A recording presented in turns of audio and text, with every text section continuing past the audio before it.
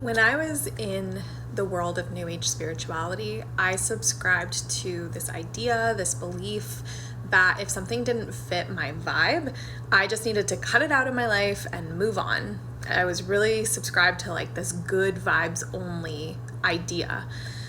But honestly, that usually actually meant running away from anything that didn't make me feel happy, anything that didn't make me feel powerful or feel in control. I was really looking to just like get that instant gratification, and I would change my environment. I was traveling all over the world. I would change my friend group. I would change my business strategy. I would even, rebrand myself and change my identity.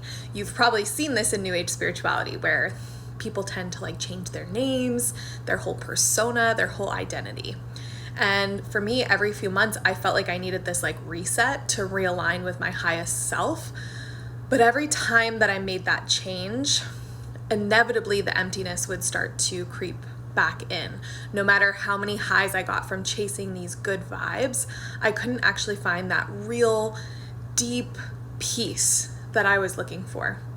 When I came to Christ, I finally realized why. God doesn't promise that our life is going to be free of difficulty. In fact, he warns us that we're going to have it. In Galatians 5:22 through 23, in the fruit of the Spirit, joy and peace aren't the only things that are mentioned. We also get the mention of long suffering or patience, which is our ability to actually endure through trials and tribulations, and to stand firm even in the storm because our foundation is on him, the one thing that is secure in life. And that was kind of the opposite of what I had been taught in New Age spirituality, which was to rely on myself, my higher self, go deeper within. But Jesus taught me something really radical, and that is that storms are actually where we grow the most. In Matthew 7:24 through 27, Jesus tells us that the wise build their house on the rock so it stands firm when the rain falls, when the winds blow.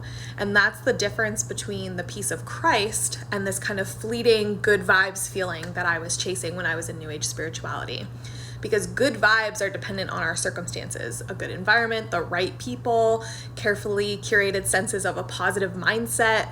But God's peace does not budge no matter what's happening around us. It's not dependent on our external circumstances.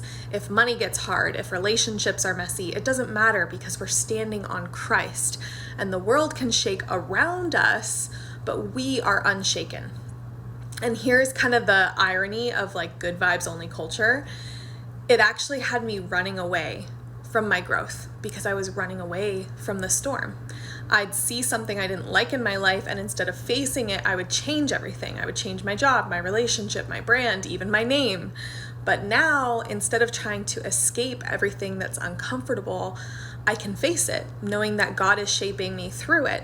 And I've found peace that's not dependent on my circumstances, people acting the way that I want them to act, my finances looking a certain way, my career going a certain direction, but it's actually, I have peace because I have a relationship with the one who calms the storm. So in James 1:2 through 4, we're told to consider it actually joy when we face trials of many kinds because it produces this spiritual maturity.